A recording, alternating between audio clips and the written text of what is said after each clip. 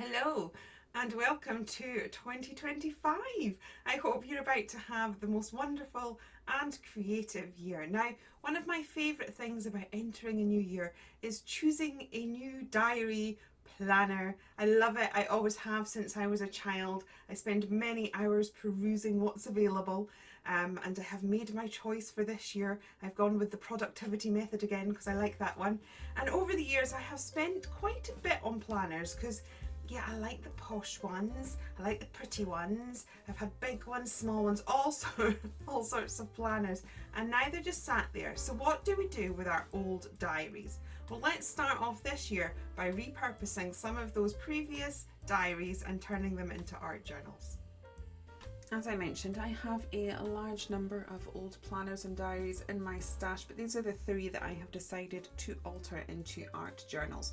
So this first one here is a happy planner. What I like about this is you can take the pages out and pop them back in really easily. You can also buy a punch. I don't have one, but you can buy a punch that you can use on any sort of paper or any medium that you had. We could use cardboard, we could use anything really. And you could use that punch and then add it to the planner. So depending on how this particular journal goes, that might be something that I invest in the future. Now obviously the paper in these books have been designed for planners, strangely enough. They have not been designed to be used as art journals, to be arted upon as such. So the paper's not really thick enough for doing some serious art journaling with lots of mediums. So I have glued a few of them together, and I also just blanked out a little area using some white gesso. Gesso will also be your best friend when it comes to using planner paper. This is an image that will be in my shop very, very soon. Not just yet, but hopefully in the next week. And this is the Princess Hearts. It's just going to be a little mini digital kit that will be coming soon. I got the inspiration from this from watching Red. I love backstories. I love it when they go into backstories of villains. I love villains. I'm not sure why I always like the villain, but I love all these backstories that you have, like Cruella and Red and Wicked and Maleficent and all of these sort of things where they kind of go into their tragic story that happened before. So I love this particular film, and they had Princess Hearts, and she was sort of very pink and cheery and girly before she became the villain, and I loved that. I was very inspired to create this gorgeous character. Now she comes as a coloured digi as well as a digital stamp, and then the coloured one is as you see here with all the gorgeous pinks, but I was also thinking you could colour it up in blues and it would be very Alice-y as well. So it would nestle in very well with any Alice in Wonderland stash that you may have.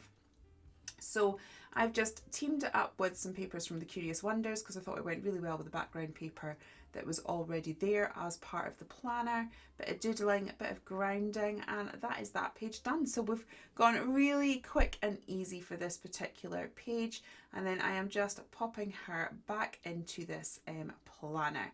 Now I do like any form of journals that you can take the pages in and out. I do like to go for a ring binder type journal, which is similar to what we have with the next particular planner that we are going to use, which is a Filofax design. This is Carpa-Diam. I was trying to remember the brand. So this one didn't have a specific diary as such. It was kind of an open-ended planner, and I've moved on to planners that kind of focus more on productivity.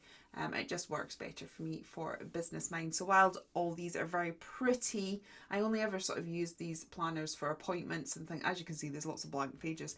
It wasn't like I kept a journal. So they're all sat there just sitting on the shelf doing nothing, which I think is really great to repurpose. And obviously journals are expensive, and I just spent £38 on my most recent journal. Don't regret it in the slightest. Absolutely stunning and gorgeous paper, but you don't have to feel like you have to make investment in these sort of things. You can literally journal on anything. Note paper, old book, planners, as we are seeing here.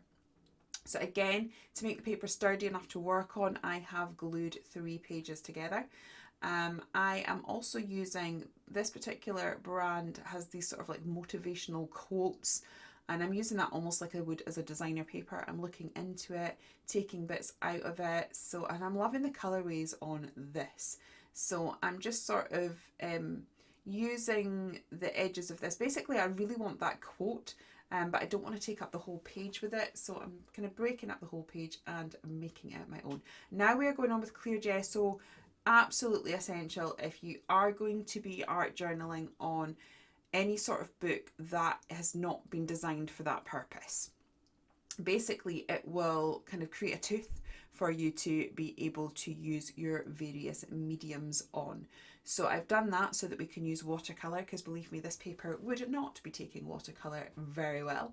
I'm using my Kuretake and Ganzi Tambi, and I'm just picking out some colours that match the ones that we have in the paper. So I am going with this gorgeous sort of teal colour. We are also going to pick out some of that dusky pink and the yellow.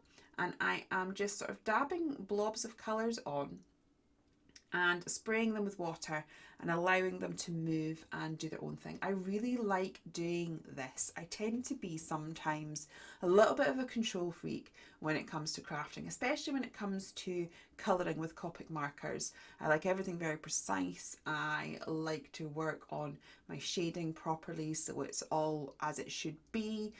So this sort of crafting is completely opposite to that for me, and I find it quite freeing. I literally just let the water do its thing. You have to surrender a certain amount of control over to the actual project, and I think that's really good. I think sometimes that's where inspiration comes from. I very rarely, when I start an art project, know what I want the finished thing to look like. I sort of have an idea and I get started and I let the project and the process dictate to me where we go next. So after I'd done that, I was really liking the colours. I was still wanting to build up that colour story a little bit further. So pulled out my Artex paint markers. I have a love affair with acrylic markers now. They have become my new favourite thing. We will do a video where we do a deep dive into it. But yeah, these are my new favourite thing because they literally paint over everything. They are becoming very much part of my solution as gesso is. So I am taking elements of this particular stencils and just moving it across the page. What I'm trying to do here is marry the two pages together. So we have a 2-page spread, but I want it to look like one cohesive look. And so I'm taking elements and I'm deliberately sort of taking it from corner to corner across the page. Also just adding little bits in other areas, so we've got the rule of threes going on, which helps a page to look cohesive. And I'm also making sure that there is stuff that goes across the spine and the middle so that it looks like one page that has been cut in half. I liked the way this looked, but it looked a bit bland. I felt like it was disappearing into the background. So I have grabbed my black pen and I'm just sort of doodling around the edges of the squares and the roses to make them pop. I also think it really works because we have those circles of black on the page as well, so it kind of ties those together. Now my inspiration for this particular page was this particular quote, but I didn't want to just slap it on and for it to take up the whole page. I like to kind of move a sentiment across a page, which is what I wanted to do here. So I'm cutting into it. I did find this quite challenging because the typed sentiments and that kind of swirly script sort of interlink and overlap each other quite a bit. So I did sort of struggle trying to separate it. But I tried to make it work. I did sort of have to sacrifice the top of some letters to do it, but we do come up with a fix in a bit, which I think helps that to still work. To make that pop off the page, because it's very similar colours to the ones that we have already used, I am just edging this using a black marker, which will just help it to pop off the page, and gluing all of that down. Now, despite the black edge, I still felt the sentiment was a bit lost. So I ended up doodling around the actual words. Now, as I mentioned, the sentiments sort of overlap a little bit. So here, as I do the L, you'll see that I kind of go up into the sentiment above and outline it. And I feel that that really helped to sort of tie that together so that you saw the whole word. It also gave it a bit more focus and did just help the sentiment pop off the page. So that, again, this was kind of what I was saying before. I don't exactly know what I'm doing when I start. I'd let the project tell me. The the sentiment was just looking a bit too wishy-washy, but adding this just really helped it pop. After I'd done that, I was really happy with how it was looking. So went into the stage where I like to kind of do a doodly border. It helps to draw the eye in and for you to focus on the full page. I like a focal image. So I went into my bit box and found this gorgeous little quirky bird from one of my stamps, and the colours were already there and perfect for this particular page. So I glued her in, added a little bit more watercolour just to ground her so she wasn't floating in midair.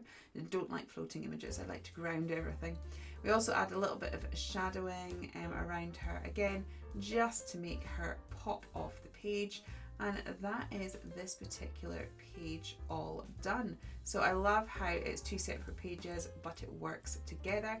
And again, we can just pop it into the file of hacks. And as I say, it just makes working on art journal pages so much easier if you can take them in and out of the journal. Also means that as we go through this, we might be able to add things that with a lot more texture, because we're not going to affect the pages that we will be working on in the future. So that is all good. The final journal that we are about to move on to is this Perfectly Planned. This is sort of when I transitioned from having nice pretty journals into having ones that were more business orientated and goal setting, etc. So there's a lot of text and review and stuff, hence the lots of pages with lots of words. Again, I am gluing about 3 pages together to give the page that we're working on the strength to take a little bit of abuse. Now this journal had this gorgeous page at the beginning, which was very sort of affirmations and positive mindset, and I love all of that sort of stuff. I also like the contrast of the fact that the text on that was really big and bold and mixed fonts and sizes, and then you have like normal paragraph text in the background. I thought that worked really well together, and I quite often use book pages to start a journal page, so this kind of felt very familiar even though we're working on a different surface to normal. I then wanted to kind of layer that idea of text, so I've taken out some texture paste and I've got this stencil tumbled text, and I'm just popping the texture paste through that stencil and then letting it dry. Once dried, I added the clear gesso.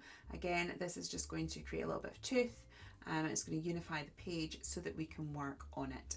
And I'm building up a sort of sepia toned background using lots of lovely neutral tones, and we've got creams and golds and rust colours, and I'm just kind of popping it on the page. At this point it does look a hot mess, you know, if you were just to see this part you'd be like, what on earth does this person actually think they are doing? But yes, trust the process.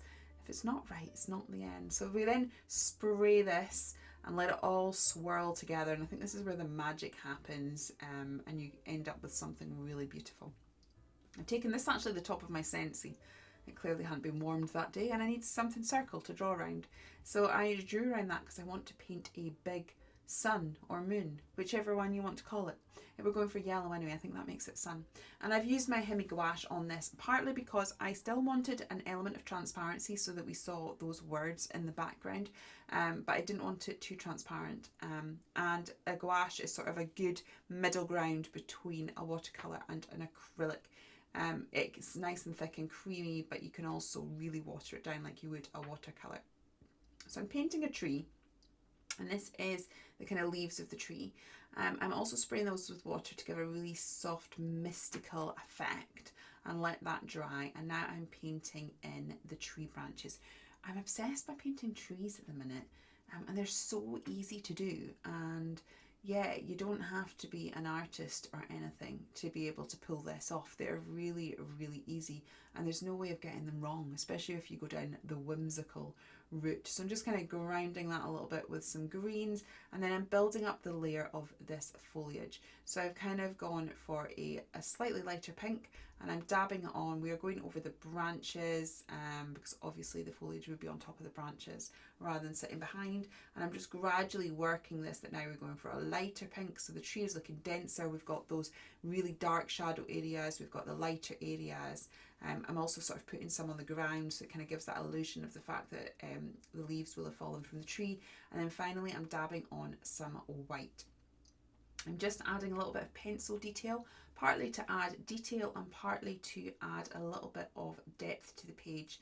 And I do the same with the foliage area as well. I'm really trying to pick up some of those shadow areas and also kind of give definition to the edges of the foliage so it looks far more like a tree. Once that was all done and I was happy with it, I just edged all of this using a pen. I do like to frame my work with a doodly border. It helps to draw the eye in. And that is that page done. So here are the 3 pages together, all with old planners and diaries. And I have to ask, do you think this is something you will try? If it is, then please do let me know. And if you enjoy art journaling, you might enjoy these videos right here.